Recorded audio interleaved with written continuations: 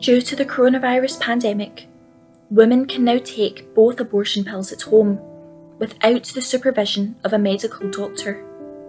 This is known as a medical abortion. The number of medical abortions has been rising steadily year by year over the last decade.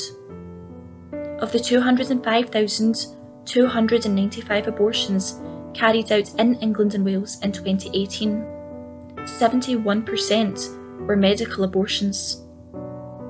In Scotland, in the same time period, this was even higher at 86%. Medical abortion involves the administration of 2 drugs within 48 hours. The first drug, mifepristone, blocks the action of progesterone, which is vital for the survival of the baby. The second drug, misoprostol, causes the expulsion of the fetus from the uterus.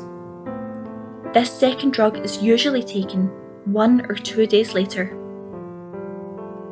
After the first drug is taken, some women change their minds about proceeding with the abortion. If before she takes the second drug, if she changes her mind, as some do, and if we can effectively give her progesterone, and mifepristone counteracts the effect of progesterone, but progesterone, that's the naturally occurring hormone, if that can be given promptly and in sufficient doses, that can counteract the effect of the poisonous mifepristone.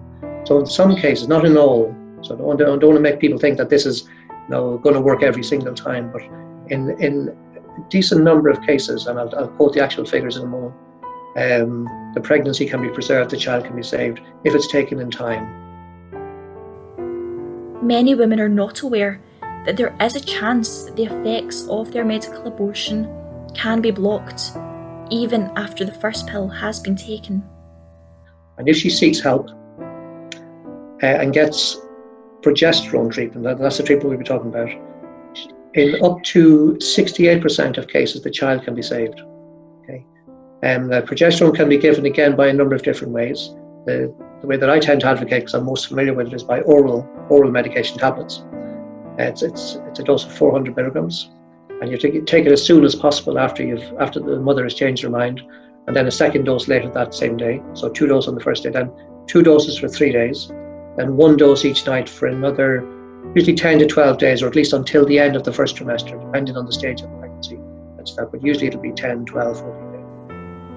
Progesterone is a safe treatment for both the mother and the baby. To date, it is estimated that more than 900 babies' lives have been saved due to this treatment.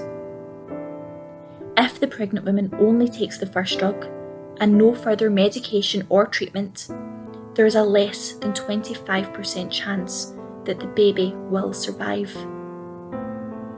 If she seeks help and receives progesterone within 72 hours of taking the first abortion drug, studies have shown that the chance of survival for the baby increases to between 64 and 68%.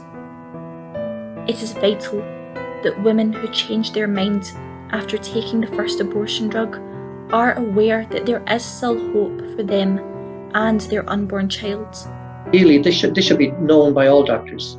It should be supported by all doctors, even doctors who might consider themselves to be pro-choice, because this is our response to women coming seeking help. So women who have made a decision which they instantly regret, and we know there's a treatment available for them. We know that it's safe, and I'll come back to that again in a moment.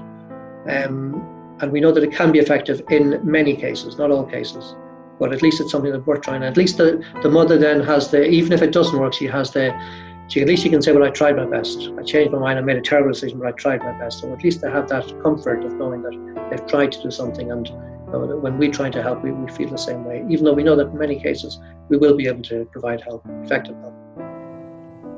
If you're in this situation, or if you know someone who needs help, there is still hope.